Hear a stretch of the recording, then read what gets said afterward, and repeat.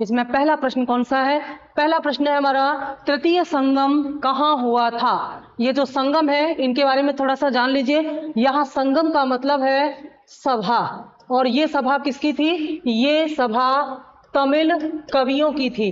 तमिल कवियों की सभा थी और तमिल कवियों की इस सभा को संगम कहा जाता था। और इस प्रकार के तीन संगम जो है, इस प्रकार के तीन संगम जो है ये पांड्य राजाओं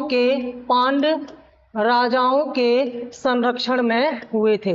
ठीक है, जो पांड्य राजा थे उनके संरक्षण में ये तमिल कवियों का जो सभाएं हुई थी दक्षिण भारत में, इसको कहते हैं सभाएं या संगम। और इन संगम में, इन सभाओं में जो कवि इकट्ठे होते थे उन्होंने कुछ साहित्य लिखा है और उस साहित्य को कहते हैं संगम साहित्य। ठीक है, संगम साहित्य कहते हैं। और इस संगम साहित्य में 300 ईसा पूर्व से लेकर के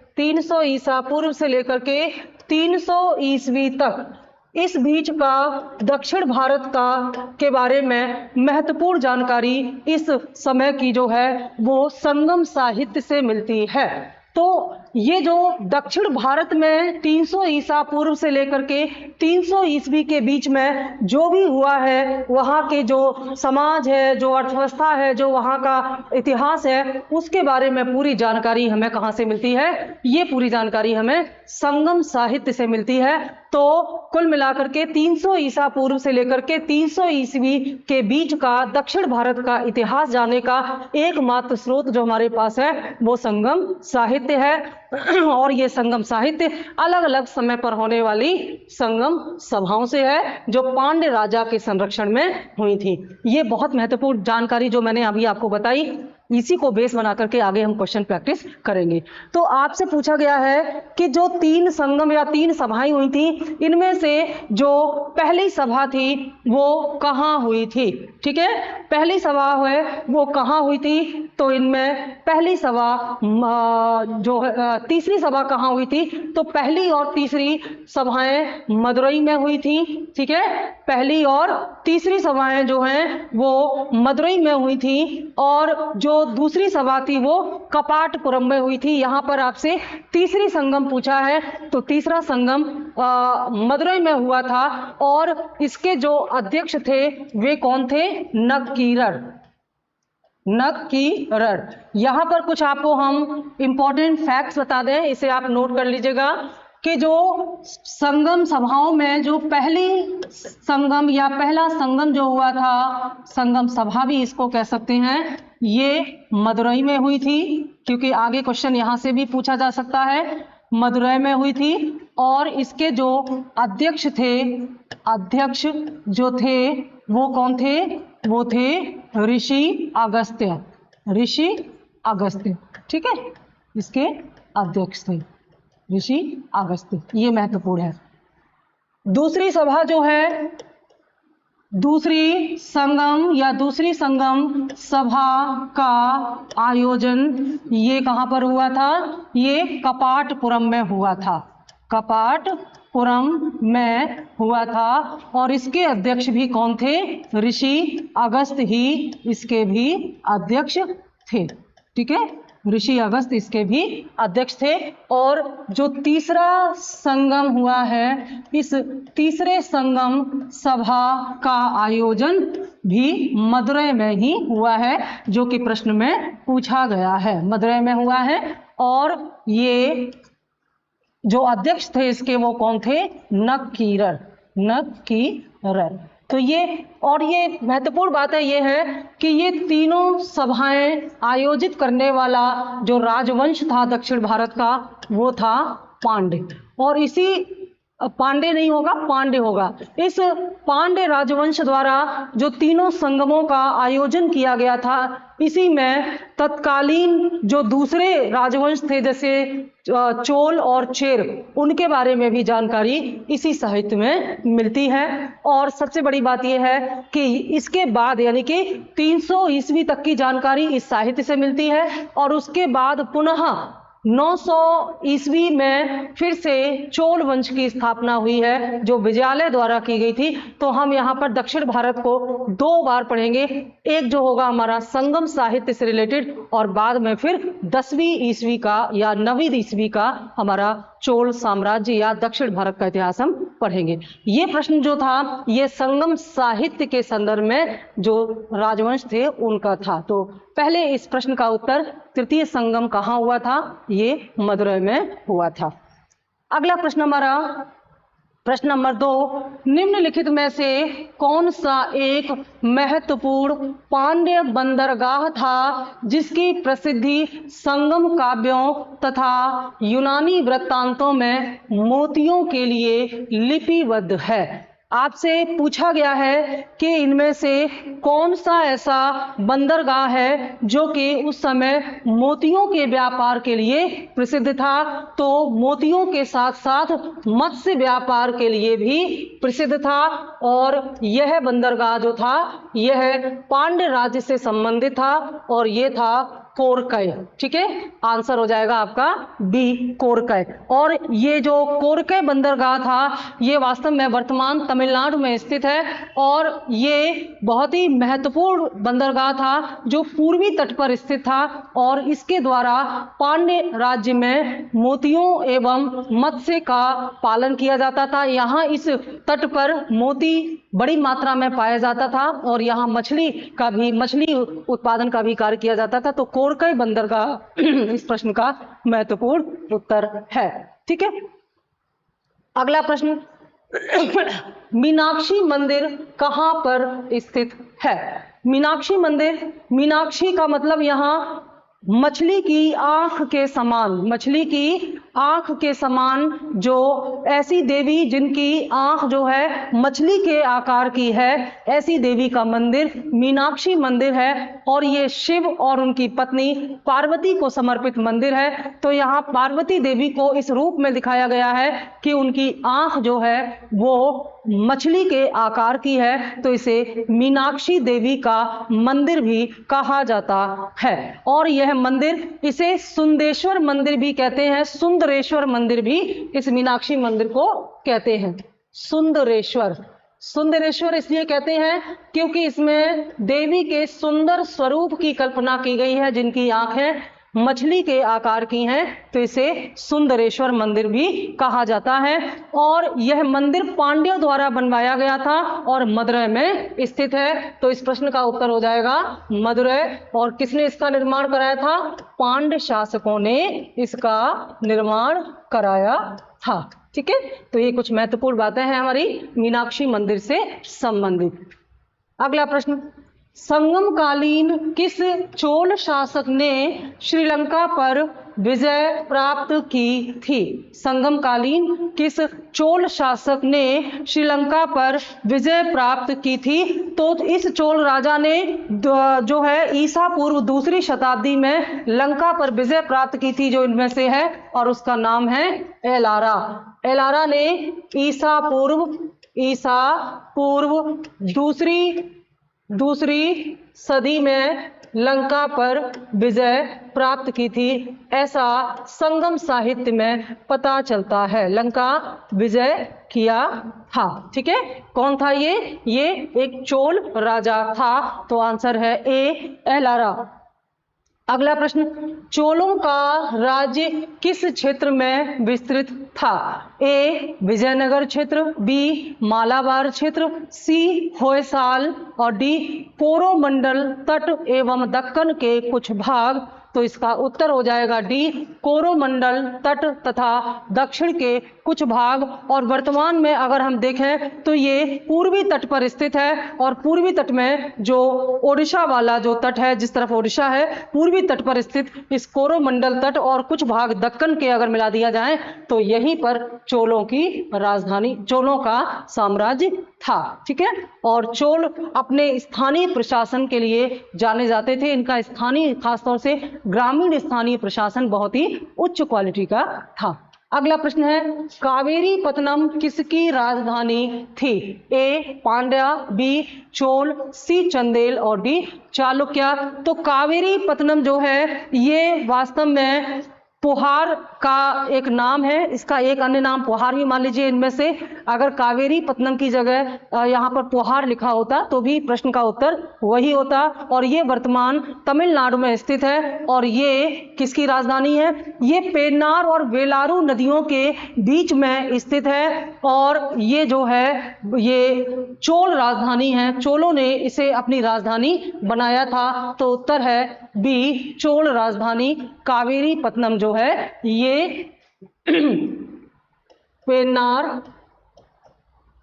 पेन्नार और वेलार नदियों के संगम पर या वेलार नदियों के मध्य में स्थित है कावेरी पत्तनम। ठीक है, चोल राजाओं की राजधानी था ये। अगला प्रश्न, चोल वंश का कौन सा शासक 7 सुरों या संगीत का ज्ञाता था? इनमें से कौन सा ऐसा चोल शासक है जो कि संगीत का ज्ञाता था, उससे संगीत की बहुत गहरी समझ थी और 7 सुरों की जानकारी रखता था? ए करिकाल, बी सेनगुट्टवन और डी सी कोरकाई, डी पेरुन्नल। ये नाम बड़े अजीब से हैं तो आप परेशान नहीं होना यहाँ पर। ये जो है ये करिकाल था और इसे 7 सुरों का ज्ञाता होने के साथ साथ इसने जो है वो पोहार की स्थापना की थी। ठीक है, इसी ने पोहार या कावेरी पत्तनम की स्थापना भी की थी। पोहार, जिसे कावेरी पत्तनम भी कहा जा रहा है, उसकी स्थापना इसी ने की थी। ठीक है, पत्तनम। तो करिकाल संगीत का प्रेमी था और इसे संगीत की काफी गहरी जानकारी थी। निम्नलिखित में से कौन एक तमिल देश के संगम युग का राजवंश नहीं था? अभी अभी मैंने बताया कि संगम राजवंश में 3 राजवंशों का नाम आता है। तो इनमें से जो है जो उसमें शामिल नहीं था वो है पल्लव, क्योंकि चोल, चेर, चोल और पांड्य ये तीनों ही संगम राज्य राजवंश या संगम साहित्य में इन तीनों के बारे में ही जानकारी मिलती है और जिसके बारे में जानकारी नहीं मिलती वो है पल्लव। तो ये तमिल देश के संगम युग के राजवंश नहीं थे। अगला प्रश्न, निम्नलिखित में से कौन से संगम बंदरगाह पश्चिमी तट पर स्थित है? नीचे दिए गए कूट से सही उत्तर चुनिए। पूछा है पश्चिमी तट पर स्थित बंदरगाह कौन से थे जो संगम काल में जिनसे व्यापार होता था? क्योंकि समुद्र के तट पर तटीय क्षेत्रों में इनके राजवंश थे तो ये वाटर ट्रांसपोर्टेशन के द्वारा अपने पड़ोसी राज्यों के साथ व्यापार करते थे। ए कोरकै, बी पोहार, पहला कोरकै, दूसरा पोहार, तीसरा तोंडी और चौथा मुशरे। तो पश्चिमी पूछा है, इसमें तोंडी होगा और मुशरी होगा। कोरके और पोहार ये पूर्वी तट पर थे। तो 3 और 4 आपके सही हैं। सही उत्तर होगा ऑप्शन सी सही है। ठीक है, अगला प्रश्न, 9वीं शताब्दी में निम्न में से किसके द्वारा चोल साम्राज्य की नींव रखी गई थी? मैंने बताया कि संगम साहित्य से हमें केवल 300 ईसा पूर्व तक के चोल साम्राज्य या दक्षिण भारत की जानकारी मिलती है। उसके बाद इस क्षेत्र से संबंधित कोई भी जानकारी हमें नहीं मिलती। फिर उसके बाद सीधे हमें 9वीं शताब्दी में इस राज्य के बारे में पता चलता है और वह कौन सा राजा था, कौन सा शासक था जिसने 9वीं शताब्दी में चोल साम्राज्य की नींव रखी? तो वह उत्तर हो जाएगा विजयालय। यानी कि विजयालय वह राजा था, वह शासक था जिसने पुनः 9वीं शताब्दी में तंजौर को नियंत्रित करके चोल वंश की राजधानी दी। इसने तंजौर को जीता और उसके बाद वहां पर चोल वंश की पुनः स्थापना की। अगला प्रश्न, किस चोल राजा ने जल सेना आरंभ की थी? किस, इसको कभी कभी प्रश्न में ऐसा पूछा जाता है कि वह कौन सा राजा था जिसने, दक्षिण भारत का प्राचीनतम राज्य कौन सा था जिसने नेवी रखी हुई थी? तो ए राजेंद्र चोल, बी परांतक चोल, सी राजराज प्रथम, डी राजराज द्वितीय। तो जाहिर सी बात है कि इनके पास जो तटीय क्षेत्र था, पानी था, उसमें पड़ोसी राज्यों के साथ संबंध स्थापित करने, राजनीतिक संबंध और व्यापारिक संबंध स्थापित करने के लिए इन्हें इस प्रकार की नेवी की आवश्यकता थी और इसके द्वारा श्रीलंका पर बहुत सारे विजय अभियान भी इन्होंने किए। तो वह था राजराज प्रथम। ठीक है, राजराज प्रथम ने जल सेना आरंभ की। और देखिए, जल सेना यहां पर शब्द इस्तेमाल किया गया है इसका मतलब ये नहीं था कि इससे पहले के जो शासक थे चोल में, उनके पास इस प्रकार की अंतर्राष्ट्रीय व्यापार के माध्यम से जो नाव से आने जाने या जहाजों के माध्यम से आवागमन की सुविधा नहीं थी। बिल्कुल रही होगी, लेकिन सेना के रूप में ये जो नेवी है इसका विकास पहली बार राजराज प्रथम ने ही किया। और यह इसलिए किया सुरक्षा की दृष्टि से, सुरक्षा की दृष्टि से इस पूरे आवागमन को सुरक्षित रखने के लिए। और इस माध्यम से अगर जैसे मान लीजिए अगर श्रीलंका पर आक्रमण करना हो तो फिर उस आक्रमण को करने के लिए सेना की आवश्यकता होती है, या श्रीलंका द्वारा होने वाले आक्रमण को रोकना हो तो उसके लिए भी जल सेना की आवश्यकता होती है। तो इस तरह का इंतजाम सबसे पहले चोल शासक राजराज प्रथम ने ही किया था। अगला प्रश्न, चोल शासक का नाम, उस चोल शासक का नाम बताइए जिसने श्रीलंका के उत्तरी भाग पर विजय प्राप्त की थी। बहुत बढ़िया प्रश्न पूछा है कि किसने उत्तरी श्रीलंका पर विजय प्राप्त की थी, तो वह नाम है राजराज प्रथम। राजराज प्रथम वह नाम है जिसने, वह चोल राजा है जिसने श्रीलंका के उत्तरी भाग को जीता और इसको जीत करके उसने यहाँ पर अपना अधिकार स्थापित किया, एक प्रकार से लंका पर अपना नियंत्रण स्थापित किया। लेकिन ध्यान रखना, इसने केवल उत्तरी श्रीलंका पर ही नियंत्रण स्थापित किया था। अभी एक और प्रश्न आपके सामने आएगा जिसमें आएगा संपूर्ण श्रीलंका को नियंत्रित करने वाला चोल शासक कौन था, उसका उत्तर दूसरा होगा। तो यहाँ पर उत्तरी भाग पर विजय स्थापित करने वाला श्रीलंका के राजराज प्रथम था। अगला प्रश्न, निम्न में से किस चोल शासक को चोलगंगम नामक बृहद कृत्रिम झील बनवाने का श्रेय दिया जाता है? इनमें से कौन था जिसने चोलगंगम नाम का एक झील या कृत्रिम झील बनवाई? ये सा राजा कौन था? और वो चोल राजा था। ये प्रश्न आपसे पूछा गया है। तो जाहिर सी बात है ये चोलगंगम का कोई ना कोई मतलब होगा। और यहाँ पर गंगैकोंड चोल की उपाधि जिसने धारण की थी उसी ने यह काम किया है।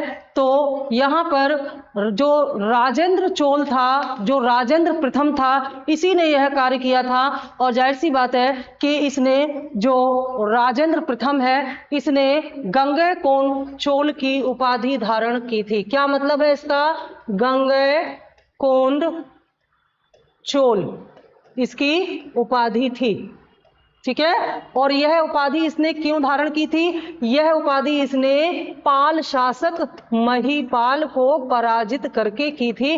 यानी कि उत्तर भारत के अपने सफल अभियान और उत्तर भारत के सफल अभियान पर विजय प्राप्त करने के बाद इन्होंने उपाधि धारण की गंगैकोंड। यहाँ गंगे का मतलब है गंगा, ठीक है, गंगा। तो गंगा नदी के आसपास का जो इलाका था उत्तर भारत में, उससे संबंधित उस क्षेत्र में इस दक्षिण के राजा राजेंद्र प्रथम ने जब विजय अपनी पूरी की तो इसने इसमें उपाधि धारण की गंगैकोंड की। और इसी नाम पर इसने गंगैकोंड चोलपुरम स्थापित किया। और इसी उपाधि के या अपनी इस विजय अभियान की याद में इसने गंगैकोंड या राजेंद्र प्रथम ने चोलगंगम का निर्माण कराया। और कहते हैं कि ये उत्तर भारत से गंगा जल लेकर के गया था और उस गंगा जल को इस झील में उसने डाला और इसे नाम दिया चोलगंगम, यानी कि चोलों की गंगा या दक्षिण की गंगा। तो आप लोग को अगर पता हो कि वर्तमान में किसे दक्षिण की गंगा कहा जाता है, मैंने अपने अलग अलग वीडियो में बताया है, तो कमेंट करके बताइएगा कि दक्षिण की गंगा किसे कहा जाता है। यहाँ पर इसने इसे चोलों की गंगा का नाम दिया इस कृत्रिम झील को, जो उत्तर अभियान पूरा करने के बाद गंगा जल लेकर के आया था उसी से, ठीक है। अगला प्रश्न, चोल राजाओं में किस एक ने सिलोन पर विजय प्राप्त की थी? सिलोन मतलब श्रीलंका। श्रीलंका का एक अन्य नाम सिलोन और इसके अलावा एक और नाम सिंघल या सिंघल द्वीप, ठीक है। ये दोनों ही नाम सिलोन और सिंघल ये श्रीलंका के हैं। तो पूछा गया कि कौन से चोल राजा ने सिलोन पर विजय प्राप्त की थी? ए आदित्यराज, ए आदित्य प्रथम, बी राजराज प्रथम, सी राजेंद्र प्रथम और डी विजयालय। तो अभी आपने पिछले क्वेश्चन में देखा कि वास्तव में राजराज प्रथम ने उत्तरी सिलोन या उत्तरी श्रीलंका पर विजय प्राप्त की थी। लेकिन यहाँ पर आपसे पूछा जा रहा है कि फिर से राजराज भी प्रथम भी है और राजेंद्र प्रथम भी है, तो ऐसे में हम किसको आंसर लगाएं? तो जाहिर सी बात है कि राजेंद्र चोल ने संपूर्ण लंका, ये जो राजेंद्र प्रथम है ना, इसी को राजेंद्र चोल यहाँ कहा जा रहा है, संपूर्ण लंका पर, क्योंकि यहाँ संपूर्ण शब्द नहीं लिखा लेकिन लंका पर विजय प्राप्त की, तो लंका पर विजय प्राप्त करने का मतलब है संपूर्ण लंका पर। संपूर्ण लंका पर विजय प्राप्त करने वाला राजेंद्र प्रथम था और यही राजेंद्र प्रथम जिसने गंगैकोंड चोल की जो उपाधि है वो धारण की थी। तो संपूर्ण लंका पर विजय इसने प्राप्त की। लेकिन और ये कौन था? ये राजराज प्रथम के बाद आया था। इससे पहले ही राजराज प्रथम ने श्रीलंका के उत्तरी भाग पर यानी कि उत्तरी लंका को इसने जीता था, लेकिन इसने संपूर्ण लंका पर नियंत्रण किया था, वह था राजेंद्र चोल। और इसने जो है वो वहां के जो राजा थे महेंद्र पंचम, उनको बंदी बनाया और बंदी बना करके उनको चोल साम्राज्य में लेकर के आया, जहां पर 12 वर्षों तक रहने के बाद इनकी मृत्यु हो गई। तो लंका का राजा महेंद्र पंचम था। जब राजराज प्रथम ने लंका पर, उत्तरी लंका पर आक्रमण किया, तब भी लंका का राजा महेंद्र पंचम ही था। तो महेंद्र पंचम जो है इसको राजेंद्र प्रथम ने बंदी बनाया और ये फिर चोल राज्य में रहा। तो जाहिर सी बात है किसी देश के राजा को बंदी बनाने का मतलब ही है कि वह देश पूरी तरह से इनके नियंत्रण में आ गया था। ठीक है, यहाँ पर राजराज प्रथम ने, जो पिछले प्रश्न में हमने देखा, जो उत्तरी लंका पर विजय प्राप्त की थी, तो इन्होंने उस क्षेत्र की राजधानी अनुराधापुर को बर्बाद किया था या डिस्ट्रॉय किया था, और अनुराधापुर के स्थान पर जननाथपुर को यहाँ की राजधानी बनाया था। इस तरह के प्रश्न भी आते हैं। ये काम राजराज प्रथम ने किया, लेकिन राजेंद्र प्रथम ने पूरा का पूरा श्रीलंका ही अपने नियंत्रण में ले लिया था। अगला प्रश्न है कि चोलों की राजधानी कहाँ थी? तो जाहिर सी बात है कि चोलों की जो राजधानी थी वो कावेरीपत्तनम, महाबलीपुरम, कांची और तंजौर, इनकी जो आरंभिक राजधानी थी वो तंजौर थी, लेकिन बाद में इनकी राजधानी कावेरीपत्तनम हो गई है। लेकिन यहाँ आरंभिक नहीं लिखा है, तो जाहिर सी बात है कि जो बाद में थी उसका नाम यहाँ पर हमने लगाया कावेरीपत्तनम। अगला प्रश्न, व्यापारी चीन में किसके कार्यकाल में भेजे गए थे? यानी कि इनमें से किसने, जो व्यापारी हैं उन्हें चीन में भेजा था, चीन के साथ अपने संबंध स्थापित किए थे? तो सबसे पहले राजराज प्रथम ने चीन में व्यापारी को भेजा था और बाद में जो है राजेंद्र प्रथम ने दूत के रूप में चीन में भेजा था। अगर ये प्रश्न आ जाता कि सबसे पहले किसने अपने दूत चीन में भेजे, तो दूत के रूप में जो चीन भेजने वाला था वो राजेंद्र प्रथम था, लेकिन पूछा गया है कि व्यापारी के रूप में चीन में जो भेजा गया था पहला व्यक्ति, वो किसके कार्यकाल में था? तो वो राजेंद्र प्रथम के समय में था। अगला प्रश्न, वह चोल राजा कौन था जिसने श्रीलंका को स्वतंत्रता दी और सिंघल राजकुमार के साथ अपनी पुत्री का विवाह कर दिया था? ठीक है, इससे पहले के चोल शासक क्या कर रहे हैं? कोई उत्तरी श्रीलंका पर तो कोई संपूर्ण श्रीलंका पर नियंत्रण स्थापित कर रहा है, लेकिन इनमें से एक नाम ऐसा है चोल राजा का जिसने श्रीलंका में जब स्वतंत्र राज्य की स्थापना हुई तो उस पर नियंत्रण या आक्रमण नहीं किया, बल्कि यानी कि इस समय जो श्रीलंका का नियंत्रण था वो चोलों के हाथ में था। लेकिन इनमें से कोई एक ऐसा चोल राजा है जिसके समय में श्रीलंका में स्वतंत्र राज्य की स्थापना हुई, लेकिन उसने उसका विरोध नहीं किया, बल्कि उससे मैत्रीवत संबंध स्थापित करते हुए अपनी पुत्री का विवाह वहां के राजकुमार के साथ कर दिया, सिंघल राजकुमार के साथ कर दिया। वह चोल राजा था कुलोत्तुंग प्रथम। ये इंपॉर्टेंट है जानना। तो इसके समय में श्रीलंका के साथ अच्छे और बराबरी के संबंध चोल राज्य के थे। अगला प्रश्न, दक्षिणी भारत का प्रसिद्ध तक्कोलम का युद्ध किसके बीच हुआ था? ये तक्कोलम स्थान था और तक्कोलम नामक स्थान पर होने के कारण इसे तक्कोलम का युद्ध कहा गया। बहुत ही महत्वपूर्ण युद्ध था। चोल एवं उत्तर चालुक्य, बी चोल एवं राष्ट्रकूटों के मध्य, सी चोल एवं होयसाल के मध्य और डी चोल एवं पांड्यों के मध्य। तो इस प्रश्न का उत्तर होगा 949 ईस्वी पूर्व में, 949 ईस्वी में चोलों एवं राष्ट्रकूटों के मध्य तक्कोलम नामक स्थान पर ये युद्ध हुआ था। ठीक है, अगला प्रश्न कथन एवं कारण का है। कथन कहता है हमें चोलों के विषय में उनके पूर्ववर्ती राजवंशों की अपेक्षा अधिक जानकारी मिलती है, यानी कि हमें चोलों के बारे में अन्य राज्यों की अपेक्षा चोलों के बारे में ज्यादा जानकारी मिलती है। ऐसा क्यों है? क्योंकि चोल शासकों ने मंदिरों की दीवारों पर अभिलेख उत्कीर्ण करने का चलन आरंभ किया और इसमें उनकी विजय की ऐतिहासिक विवरण दिए गए हैं। बिल्कुल सही है कथन कारण, और व्याख्या भी सही करता है कारण कथन की, क्योंकि चोलों ने मंदिर की दीवारों पर अभिलेख उत्कीर्ण करने की जो परंपरा शुरू की, इन्हीं अभिलेखों के माध्यम से हम चोलों के बारे में, उनके जो पूर्ववर्ती राजवंश थे उनसे ज्यादा चोलों के बारे में जानकारी हमको होती है इन अभिलेखों के माध्यम से। लास्ट प्रश्न है हमारा, निम्न में से किसके लिए चोल युग प्रसिद्ध था? ए धार्मिक विकास, बी ग्रामीण सभाएं, सी राष्ट्रकूटों से युद्ध और डी लंका से व्यापार। जो सबसे फेमस था वो था ग्रामीण सभाएं। मैंने अभी आपको बताया कि स्थानीय जो ग्रामीण प्रशासन था, स्थानीय ग्रामीण जो प्रशासन था इनका, वो बहुत ही उत्तम क्वालिटी का था और ऐसा समकालीन किसी अन्य राजवंश में नहीं था, इसके लिए बहुत प्रसिद्ध थे। और इस समय चोल काल में 3 प्रकार की सभाएं मिलती हैं। एक है उर, ठीक है, एक है उर, दूसरा है सभा और तीसरा है नगरम।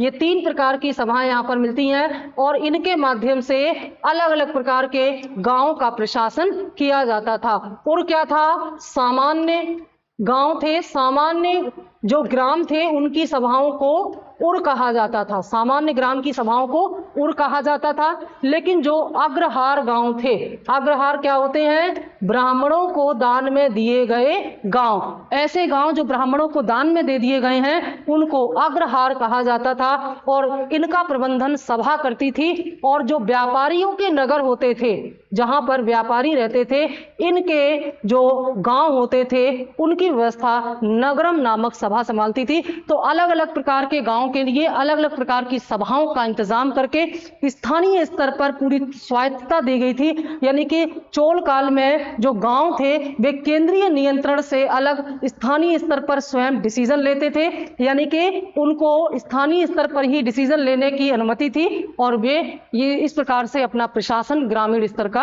संभालते थे। ये इसी प्रकार से है जैसे हमारे यहाँ 73वें संविधान संशोधन के द्वारा इस ग्रामीण स्थानीय प्रशासन की स्थापना की गई है, जिसमें ग्राम पंचायत की स्थापना की गई है और प्रधान पद को कई अधिकार दिए गए हैं जिनके द्वारा वो ग्रामीण प्रशासन और विकास से संबंधित निर्णय ले सकते हैं। कुछ ऐसा ही इस चोल काल में किया गया था। ये सबसे महत्वपूर्ण था, सबसे ज्यादा प्रसिद्ध था। ये इसका उत्तर हुआ और हमारे इस 20 प्रश्नों के प्रैक्टिस सेट की ये हमारी आंसर शीट है, इसको मैच कीजिएगा। और ये इसकी जो लैंग्वेज है थोड़ी सी टफ है, बहुत ज्यादा डेप्थ में आपको नहीं जाना है इस चैप्टर के, बस जो फैक्ट हैं उनको ध्यान में रखेंगे तो आपका काम चल जाएगा। Thank you.